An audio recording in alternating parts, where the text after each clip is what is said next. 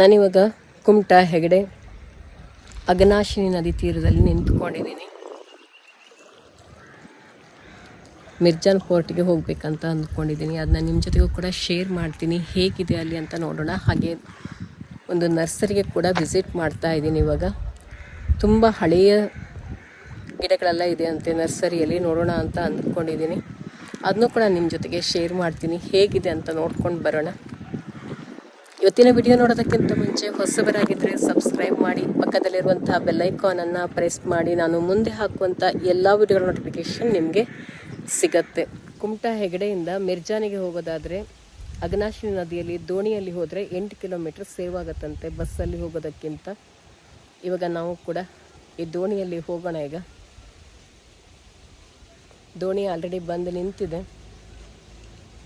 ಕೆಲವೊಬ್ಬರು ಹತ್ತು ಕೂಡ ಕೂತ್ಕೊಂಡಿದ್ದಾರೆ ಅದರಲ್ಲಿ. ಬನ್ನಿ ನಾವು ಹೋಗೋಣ. ನದಿಯಲ್ಲಿ ತುಂಬ ಚೆನ್ನಾಗಿರುತ್ತೆ ಪ್ರಯಾಣ.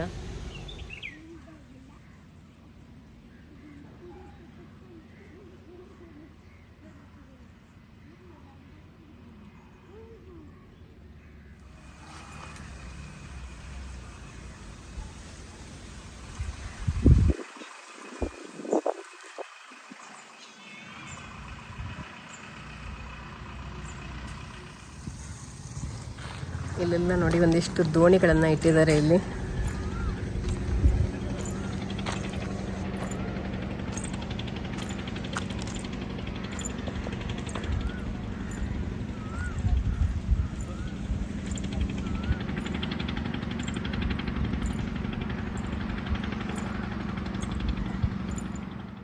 ಇಲ್ಲೆಲ್ಲ ದೋಣಿಗಳಿಗೆ ನೋಡಿ ಹಾಳಾಗಬಾರ್ದು ಅಂತೇಳಿ ಗೇರೆಣ್ಣೆಯನ್ನು ಹಚ್ಚಿಟ್ಟಿದ್ದಾರೆ. ಗೇರೆಣ್ಣೆ ಹಚ್ಚಿ ಬಿಸಿಲಲ್ಲಿ ಇಟ್ಟಿದ್ದಾರೆ ಇದನ್ನು. ತುಂಬ ದೋಣಿಗಳಿದೆ, ಅಲ್ಲೆಲ್ಲ ಹಾಳಾಗ್ಕೊಂಡಿದೆ ನೋಡಿ. ಎಲ್ಲ ಹಾಳಾಗಿರುವಂಥದ್ದು ಅಲ್ಲೊಂದಿದೆ, ಅಲ್ಲೊಂದಿದೆ, ಹಾಗೆ ಇಲ್ಲೊಂದಿದೆ. ಇದೆಲ್ಲ ಹಾಳಾಗಿರೋದು. ಹಾಗೆ ಇಲ್ಲೊಂದು ದೋಣಿ ಜಲ್ ಹಾಕಿಟ್ಟಿದ್ದಾರೆ.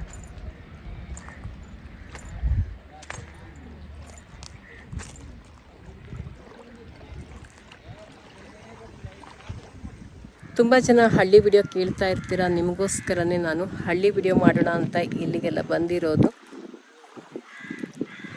ಮೊದಲೆಲ್ಲ ತುಂಬ ಸರಿ ಇಲ್ಲೆಲ್ಲ ಓಡಾಡಿದ್ದಿದ್ರು ಕೂಡ ಇವಾಗ ವಿಡಿಯೋ ಮಾಡೋಣ, ತುಂಬ ಚೆನ್ನಾಗಿರುತ್ತೆ, ನೇಚರ್ ಪ್ರಿಯರಿಗೆ ತುಂಬ ಇಷ್ಟ ಆಗುತ್ತೆ ಅಂತ ಹೇಳ್ಬಿಟ್ಟು ವಿಡಿಯೋ ಮಾಡೋದಕ್ಕಂತಲೇ ಬಂದಿರೋದು ನಾನೀಗ.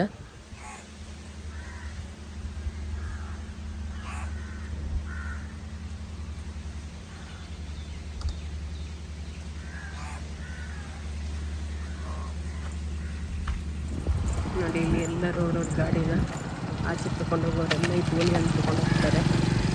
ದೋಣಿಯಲ್ಲಿನೇ ಗಾಡಿನ ಆಚೆ ತಗೊಂಡು ಹೋಗ್ತಾರೆ ನೋಡಿ. ಎಲ್ಲರೂ ಗಾಡಿಯನ್ನು ದೋಣಿಯಲ್ಲೇ ಇಡ್ತಾ ಇದ್ದಾರೆ.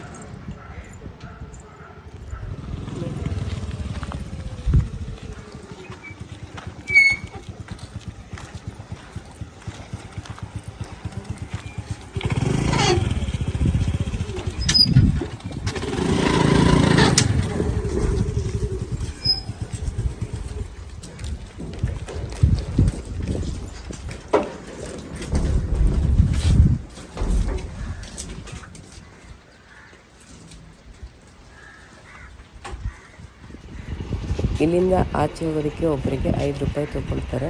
2 ವೀಲರ್ ತೊಗೊಂಡು ಹೋಗ್ತಾ ಇರೋರಿಗೆ 20 ರುಪೀಸನ್ನು ತೊಗೊಳ್ತಾರೆ. ಇಲ್ಲಿ ಕಲೆಕ್ಟ್ ಮಾಡ್ತಾ ಇದ್ದಾರೆ ಬರುತ್ತೆ ಹಣನ.